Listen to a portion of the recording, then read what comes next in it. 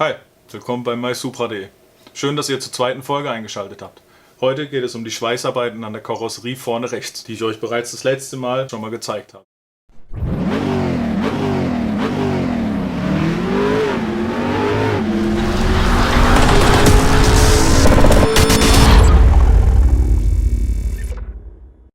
Ich wollte euch noch ganz kurz zeigen, mit was ich überhaupt schweiße. Das Gerät ist von einem guten Freund von mir ausgeliehen, da ich für ein paar kleinere Schweißarbeiten mir noch nicht extra ein eigenes Schweißgerät kaufe. Werde ich aber wahrscheinlich bald noch. Das ist ein sogenanntes Mic-Mac Flux Cord Schweißgerät, also ein Fülldraht-Schweißgerät. Ist halt extrem leicht, ich sag jetzt mal von der Mobilität her, hat allerdings eine relativ kleine Rolle, die extremst teuer sind. Ich habe dann einfach mal ein bisschen recherchiert, weil ich es nicht einsehe, für 500 Gramm, also das sind die Originalrollen, die hier oben eingesetzt werden, die natürlich bei größeren Schweißarbeiten auch dementsprechend schnell leer sind. Allein für einen Radkasten, sage ich mal, habe ich 1 bis 1,5 Rollen eigentlich schon fast von den kleinen verbraucht. Das heißt im Schnitt zwischen 500 und 750 Gramm.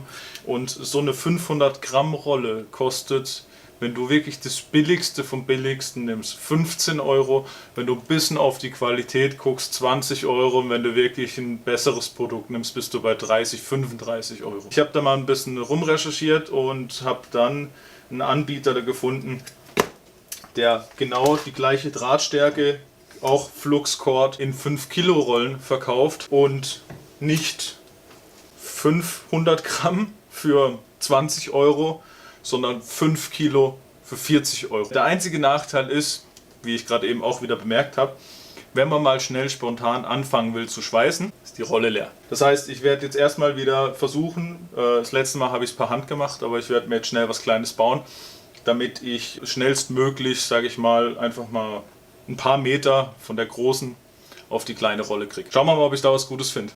Ich habe jetzt leider keine Gewindestange mehr da, sonst hätte ich einfach eine Gewindestange genommen, die Spindel sozusagen in die Mitte gehängt, rechts und links eine Unterlegscheibe und eine große Mutter drauf und vielleicht noch eine kleine Schraube an der Kante, damit es einfach schön im Rad einhakt und nicht durchdreht. Habe aber leider keins mehr, deshalb bin ich hingegangen und habe kurz eine alte Feile genommen, bisschen Klebeband drunter, damit es fest ist. Das Ganze in der Bohrmaschine und Spaß haben. Ich drehe jetzt mal kurz das Ganze ein bisschen auf, lasse schnell im Zeitraffer durchlaufen und sobald wir fertig sind, baue ich alles kurz ein, ziehe mich schnell um und dann können wir mit dem Schweißen loslegen.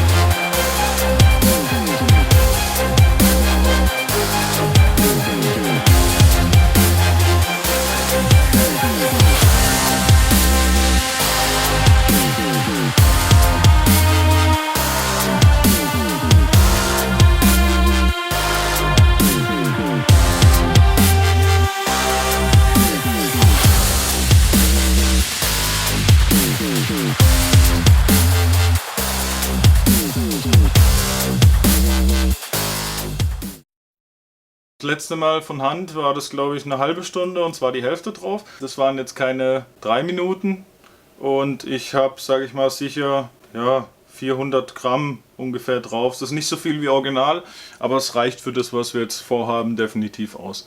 Ich baue jetzt gerade einmal alles um und dann geht es wieder rüber und wir schweißen.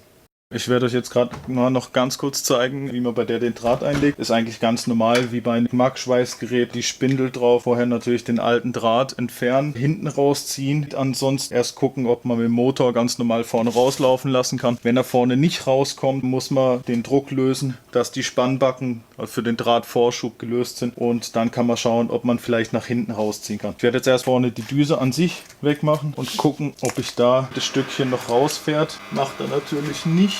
Das heißt, ich werde es jetzt einfach mal lösen, hole mir ganz schnell eine Zange. So, geht doch. Das ist ein bisschen das Problem. Ich habe noch keine Lösung gefunden, was ich mit dem restlichen Stück immer mache. Weil das sind gut 1,20 Meter, sage ich mal, den man jedes Mal wegschmeißen kann. Rechne es mal gut auf 10 Jahre hoch, bla bla, ja. Bullshit. Weg damit. Jetzt müsste man natürlich auch noch die volle Rolle haben. Die haben wir hier. Dann wird die einmal raufgespannt. Das mal runterdrücken, damit der Sicherungsmutter wieder drauf, dass das Ganze auf Spannung gehalten wird. Und jetzt muss man natürlich hingehen und muss den Draht in diese Rolle rein, beziehungsweise kann es dann auch ein bisschen anmachen, wenn man will, dass die schon mal ein bisschen losläuft. Dass die hier schon mal leicht drin ist und muss gucken, dass das hier vorne in die Führung vom Schlauch eigentlich wieder reingeht. Ist man schon so weit, dass der ganze Draht auf Spannung ist, im Schlauch drin, kann man hier eigentlich die Konterrolle wieder festschrauben, dass das Ganze, sage ich mal, in die Führung von der größeren Rolle festgedrückt wird. Am besten gucken, dass ihr den Schlauch irgendwo ein bisschen gerade hinlegen könnt. Je gerader es natürlich ist, umso einfacher hat der Draht es, durch den kompletten Schlauch durchzulaufen.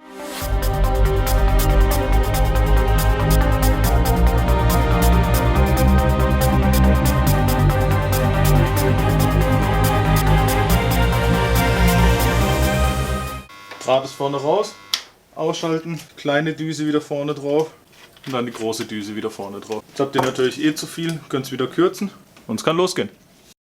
Also ich werde jetzt hingehen, werde erst die alte Schweißnaht noch mal ein bisschen von der Schlacke rein, werde mich danach umziehen, werde dann einfach mal noch ein paar Schweißnähte setzen, weil ich sehe, dass da ein paar nicht so gut sind, wie ich sie das letzte Mal gemacht habe. Ich lasse die Kamera ein bisschen in Dateiaufnahme nebenher laufen.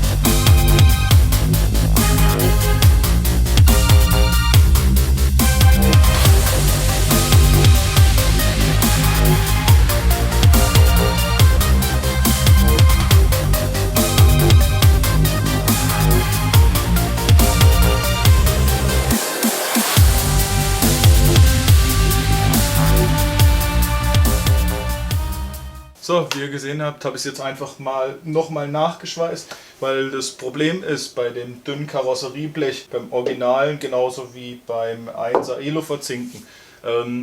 Man muss einfach, wenn man es am Anfang anpunktet, wirklich Punkt für Punkt für Punkt, immer mit schönen Abständen die komplette Schweißnaht ziehen. Wirklich nur punkten. Ihr werdet merken, wenn ihr jemals so ein Projekt macht oder sowas in der Richtung schweißt, dass sobald ihr drauf bleibt und 3, 4, 5, 6 Punkte nebeneinander setzt, geht es gerade noch so. Je nachdem, wie stark ihr die Leistung eingestellt habt und den Vorschub vom Draht, kann sein, dass es euch beim 4., 5. Punkt schon das Originalblech durchbrennt. Dann habt ihr ein Loch, dann müsst ihr wieder warten, müsst außen rumschweißen und. Deshalb macht lieber langsam, lasst euch Zeit. Ich habe am Anfang auch ein paar Versuche gebraucht, habe auf Metallstücken probiert und mir ist es am Anfang regelmäßig durchgebrannt, weil ich einfach das Bild vom Schweißen im Kopf hatte. Punkt, Punkt, Punkt, Punkt, Punkt, Punkt, Punkt und schön die Reihe durchziehen. Funktioniert nicht. Wirklich einzeln punkten, alles schön durchgehen. Am Anfang ein paar Grundpunkte setzen, dass das Blech hebt, vielleicht nochmal ein bisschen mit dem Hammer ausrichten. 5 bis 10 cm Abstand, damit die alte Schweißnaht abkühlen kann. Wieder Punkte setzen und so rundrum eigentlich bis alles geschlossen. Der Nachteil daran, man wird merken, spätestens beim ersten Mal schleifen, wenn man es wieder relativ glatt geschliffen hat, dass man hier und da kleine Löcher hat. Wenn man es wirklich verdammt gut kann, kann man es wahrscheinlich und mit einem besseren Schweißgerät kann man es wahrscheinlich vermeiden. Das für mich jetzt auch das erste Projekt ist und vor allem auch das erste Mal schweißen, bin ich mit den Schweißnähten eigentlich soweit ganz zufrieden, auch wenn ein Profischweißer damit wahrscheinlich nicht klarkommen wird. Aber für das, wie ich es in dem Projekt und in dem Rahmen fürs erste Mal vorhabe, mit dem mir gegebenen Möglichkeiten, bin ich doch schon zufrieden. Ich habe dann noch ein, zwei kleine Punkte gefunden, kann man auch gut immer mit einem Licht von innen oder von außen kontrollieren. Kurz mit dem Finger drauf, sieht wo es ist, einfach nochmal einen Punkt drüber setzen, abschleifen, gut. Werde es jetzt im ersten Moment wahrscheinlich mal so lassen, muss unten noch mit einem separaten Druckluftschleifer das sauber machen, weil ich da mit dem Aufsatz von der Flex nicht hinkomme.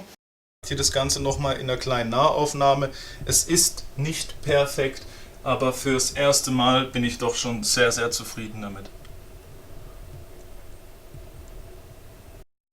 So, das war's für diese Episode. Ich hoffe, euch hat sie genauso gefallen wie mir. Und ich wäre froh, wenn ihr nächstes Mal wieder dabei seid und mir noch einen Daumen hoch, ein Abo, ein Like auf YouTube, Facebook, auf Google Plus oder auf Twitter gibt. Ich habe jetzt noch was Kleines vor. Und da es hier egal ist, cheers!